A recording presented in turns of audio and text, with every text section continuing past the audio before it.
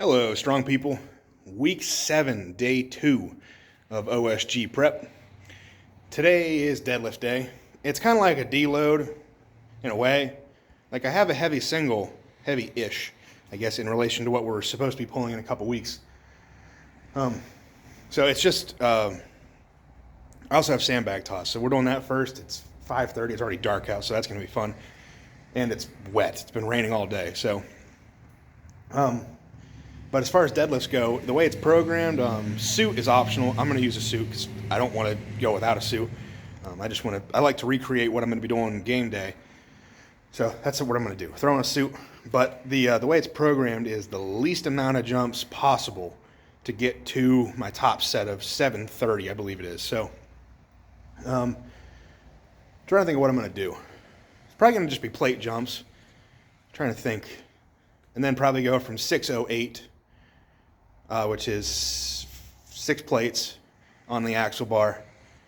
And then from there, go straight to 730. Depending on how 608 goes, which should be light. But since it's just a top single, we'll see how that feels. Because it's kind of, in a way, recreating what I'm going to do game day. Game day, you're probably going to get a few pulls. I don't like to warm up too much for deadlifts. Just enough. Because too many pulls, that higher percentage range, and you start just tiring yourself out more so than warming up. Like game day, you could pull like 3 plates, 5 plates, and then go. Trying to think. I've been actually pretty fortunate the last few shows where I've gotten a lot of time to warm up. So, but still, I only take like singles in warm up, so I don't do a bunch of reps. I'll do like a couple at 135 if it's on the bar, and then plate jumps 1 rep each until I'm there. That makes me feel pretty good usually. So, oh God, my yoke is still loaded. Oh, that sucks. All right, well, I'm gonna unload the yoke then. I weighed out my sandbags yesterday, so that's great. I have 2 40-pounders. They just happen to be, one was like 60 something, the other was like 20. So I took 20 pounds out of the one, put it in the other, and now they're both 40, like 38 and 42 or something, but close enough. So I think it's like sets of 6. So I'm gonna get I'm gonna move on to that, get the yoke ready, get warmed up, and we'll throw some sandbags. First time since regionals, OSG regionals. So let's go. All right, well, I don't know if you can hear me, but I'm gonna yell a little bit. I was about to go outside and throw sandbags, but it is now downpouring. So that's gonna get pushed back a little bit. It was sprinkling earlier, and I was like, that's no big deal, whatever. Oh, it's lightening up a little bit. I'm bound and determined to get sandbags in today, but I'm gonna do deadlifts first. I don't really want to do it that way because it's programmed sandbags first and then deadlifts, but it's pouring out there. So I guess we'll just do deadlifts and then move on and see what Mother Nature has in store for us. It magically stopped raining all of a sudden. I'm going to go do sandbags.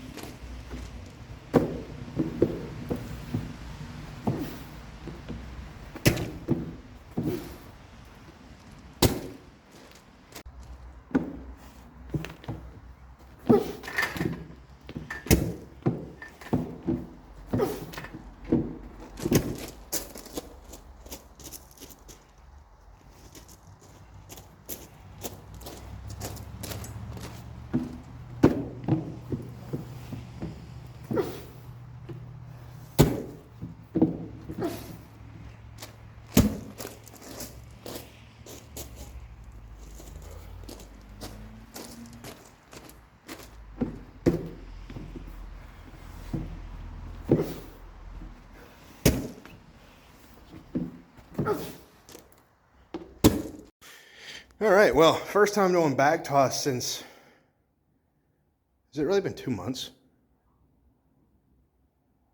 Like 2 months exactly, almost. I don't remember exactly. I know it was September 6th, 7th, something like that. And today's the 5th, I think. 5th or 6th? 5th? Either way, it's been like 2 months since I've thrown a sandbag. And I felt good, felt like I'd never left. My hip did get a little weird on me though. I just laid down to pop it. Oh my God. I got one really good one the one way and then turned the other way and got two good ones the other way. And I stood up and it felt like my hip just like lit up. So that's good. Still a little wonky feeling, but I don't have too much on deadlifts today, so I'm just gonna do what I can. I want to make that top set move, so let's make it happen. I'm not wearing my leggings today. We'll see how that goes. I'm sweating pretty bad, so the bar might glide up, but we'll see. Let's just get warmed up and see how things start moving.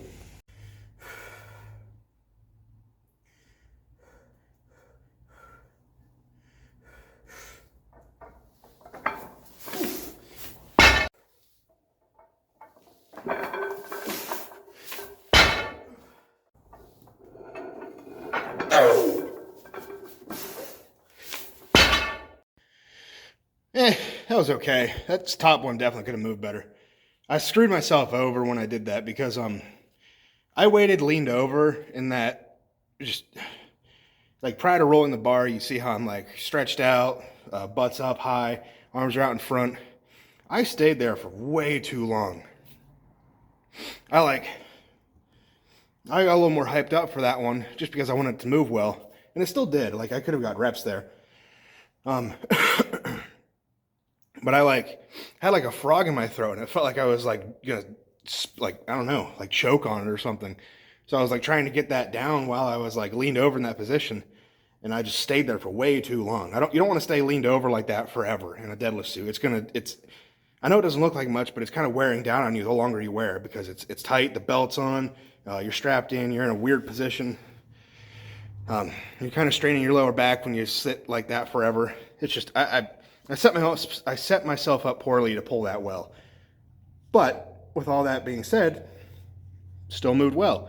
That is, like what, 50, 60 pounds heavier than what I've pulled so far in prep. And I have not been pulling heavy in relation to what we're going to be doing, on game day and next week and the week after. So I'm not mad about that. My first thought was honestly pull another single, but it's a deload day. I was supposed to work up to that in as few sets as possible, do one and be done. And that's what I did. I ended up going plate the whole way up. Singles the whole way, pretty much after 225 or 315, or what would be, I don't know exactly what the weights were warming up, because I put on my these Ivanko 25 kg plates because I wanted a little bit bigger jumps to start. So it was plate, and then I went from 628 to 738. So I made a 110-pound jump for that last one, and it felt good. That's what I like. It really goes to show, because the way that my coach programs me is I do two sets before my top set. So like, say 730 for 1+ was my top set. I probably had maybe 675 and then 700 for like a set of 5 or a set of 3 before.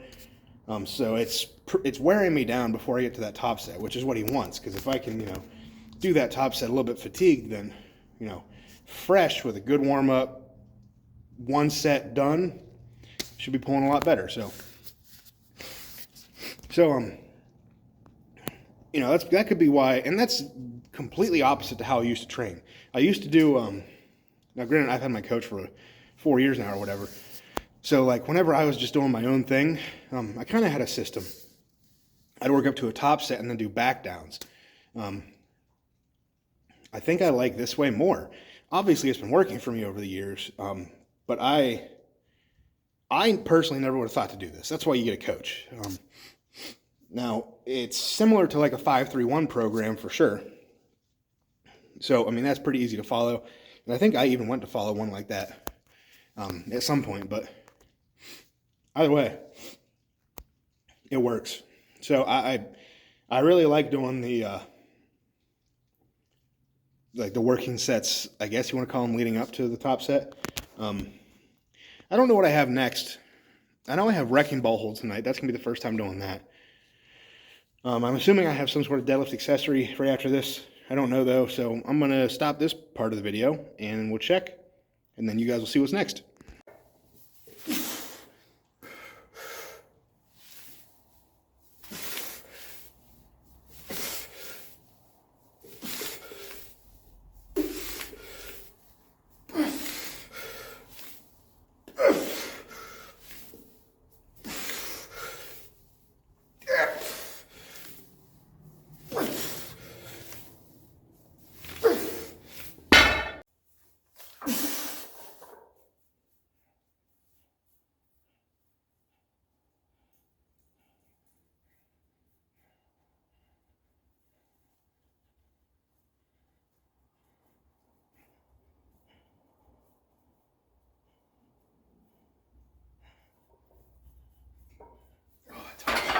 Damn it.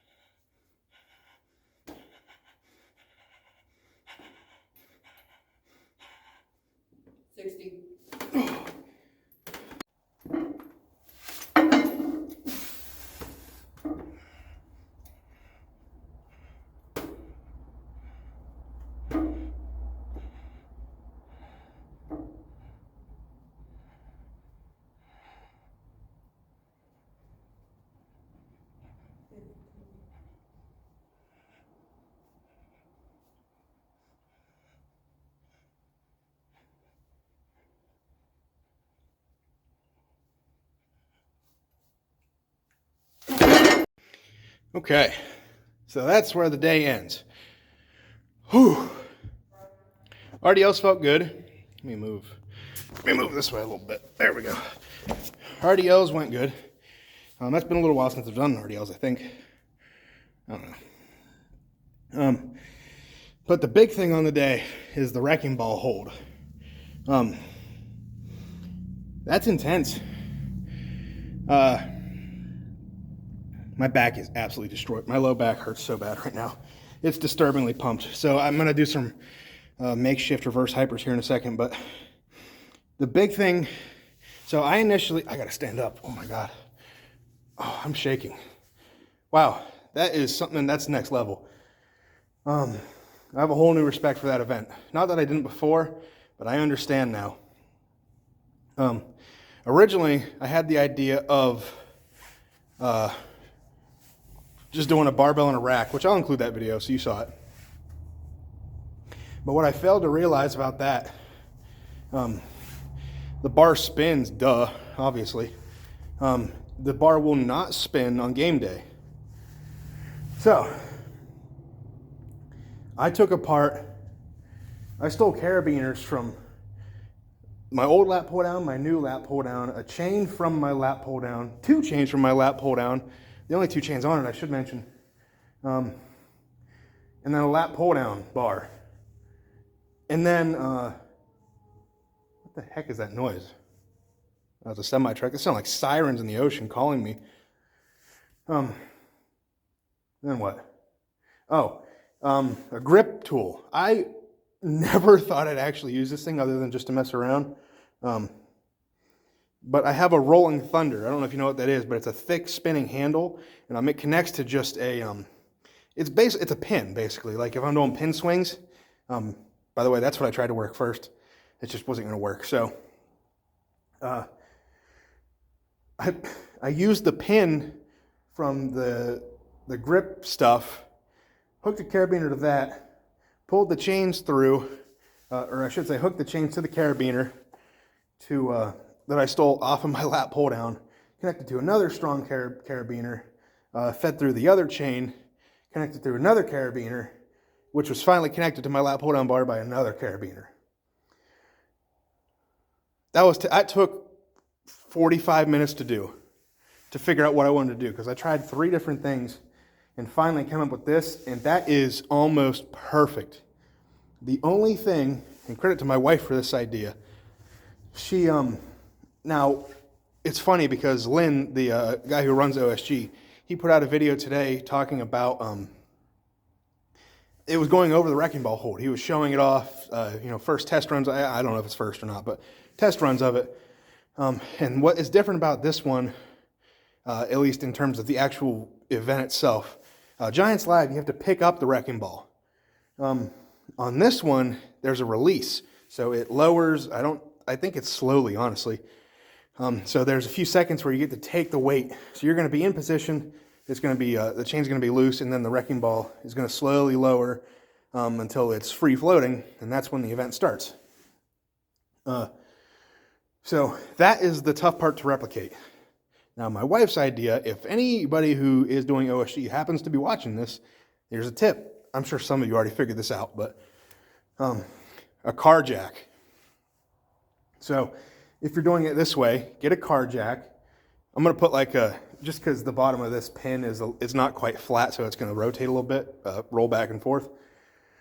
I'm going to put like a 25-pound plate on this car jack, or a board or something to give it a little more surface area so it doesn't tip, left, right, whatever.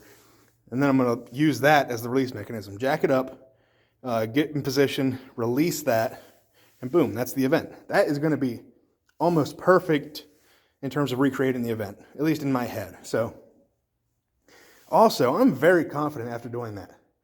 Don't get me wrong, that sucks. That's a full body thing.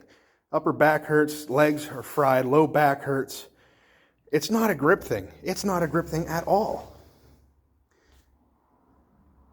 I'm also anxious to see how the knee bend thing goes, because Giants Live doesn't seem to care if you bend your knees or not. I tried not to too much. I don't know how well I did it, but that's wild. That event is wild. I kind of love it. I thought I'd hate that, and I kind of love it. I didn't really think about it, but what I just did there for a little bit was the Giants Live weight that they use there. Not a great time, but that stupid pick took a lot out of me. So I definitely want to implement the car jack next week. So until next time, go out, get strong, stay strong, and I'll see you guys in the next one. Peace.